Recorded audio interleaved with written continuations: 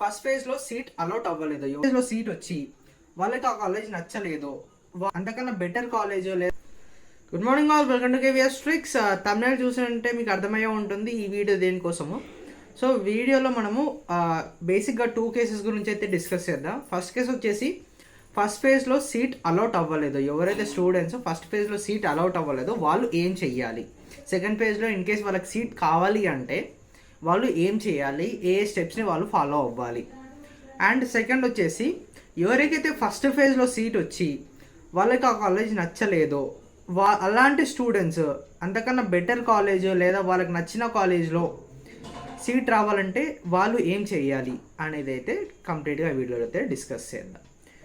So first case వచ్చేసి ఎవరికైతే first ఫేజ్లో సీట్ రాలేదు, దీనికి మేజర్గా 2 రీజన్స్ అయితే ఉంటాయి.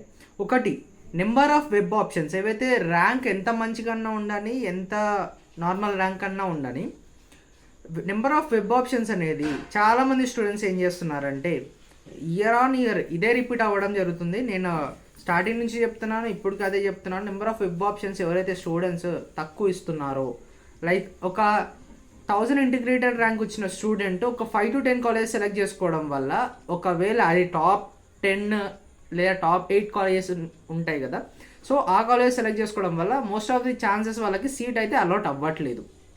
సో ఇది రీజన్. నెక్స్ట్ సెకండ్ వచ్చేసి వాళ్ళు వెబ్ ఆప్షన్స్ పెట్టేటప్పుడు కరెక్ట్గా పెట్టకపోవడం, వెబ్ ఆప్షన్స్ కరెక్ట్ ప్రొసీజర్లో పెట్టకపోవడం, ఈ 2 రీజన్స్ అయితే జరుగుతాయి. సో సీట్ ఫస్ట్ ఫేజ్లో రాలేదు కాబట్టి ఇలాంటి స్టూడెంట్స్ ఏం చేయాలంటే సెకండ్ ఫేజ్లో ఏవైతే మీరు వెబ్ ఆప్షన్స్ పెట్టుకున్నారో ఆ కాలేజెస్ ప్లస్ ఇంకా కాలేజెస్ ఏవైతే మీరు పెట్టుకోవాలనుకుంటున్నారో ఆ కాలేజ్ అన్ని వెబ్ ఆప్షన్స్ అయితే పెట్టండి. లైక్ ఒక 1000 ఇంటిగ్రేటెడ్ వచ్చిన student minimum to minimum 30 to 35 web options అయితే పెట్టాలి, డెఫినెట్గా పెట్టాలి. బ్రాంచ్ చేంజ్ అవ్వకపోవడం ఈ పక్కన పెడితే, ఎవరైనా సరే ఈవెన్ బ్రాంచ్ స్లైడ్ అయ్యే స్టూడెంట్ అయినా సరే, అవ్వకుండా సేమ్ బ్రాంచ్ కంటిన్యూ చేద్దాం అనుకున్న స్టూడెంట్ అయినా సరే, మినిమం 30 to 35 పెట్టి మ్యాక్సిమం ఎన్నన్నా పెట్టండి. Minimum 30 to 35. ఈ పెట్టే ఆర్డర్ కూడా మీ అనుకున్న ప్రియారిటీ వైజ్ మాత్రమే పెట్టండి. ఎందుకంటే ఒక నార్మల్ కాలేజ్ తీసుకొచ్చి స్టార్టింగ్లో పెట్టడం వల్ల మోస్ట్ ఆఫ్ ది ఛాన్సెస్ స్టూడెంట్స్కి ఏమవుతుందంటే అక్కడనే అలాట్ అవడం జరుగుతుంది. సో సెకండ్ ఫేజ్లో ఉండే సీట్సే చాలా తక్కువ. అండ్ ఇక్కడ మనకి ఎక్స్ట్రా రిజర్వేషన్స్ కూడా ఉంటాయి. లైక్ NCC క్యాప్, ఈ స్టూడెంట్ రిజర్వేషన్ స్టూడెంట్స్ కూడా ఇక్కడ సెకండ్ ఫేజ్లో ఎలిజిబుల్ అవుతారు. కాబట్టి నెంబర్ ఆఫ్ సీట్స్ అనేది చాలా తక్కువ అయితే ఉన్నాయి.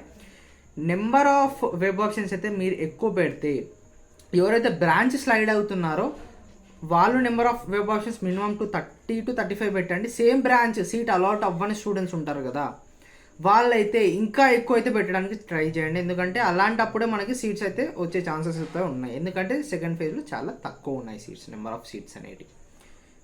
ఇప్పుడు సెకండ్ కేసుకి వచ్చినట్టయితే, ఫస్ట్ ఫేజ్లో సీట్ వచ్చిందన్న అండ్ బట్ నా ర్యాంక్కి నాకు ఆ కాలేజ్ సెట్ అవ్వదు, నేను అనుకున్న కాలేజ్లో రాలేదు అనుకున్న స్టూడెంట్స్ ఏం చెయ్యాలి అంటే, మీరు పెట్టిన వెబ్ ఆప్షన్ సీక్వెన్స్, స్టార్టింగ్ నుంచి అదే చెప్పాను, వెబ్ ఆప్షన్స్ పెట్టేటప్పుడు సీక్వెన్స్ అనేది చాలా ఇంపార్టెంట్. మీరు సీక్వెన్స్ ఏదైతే పెడుతున్నారో దాని మీద మీ కెరియర్, మీకు వచ్చే కాలేజ్, మీకు వచ్చే సీట్ అనేది డిసైడ్ అయి ఉంటుంది అని చెప్పాను.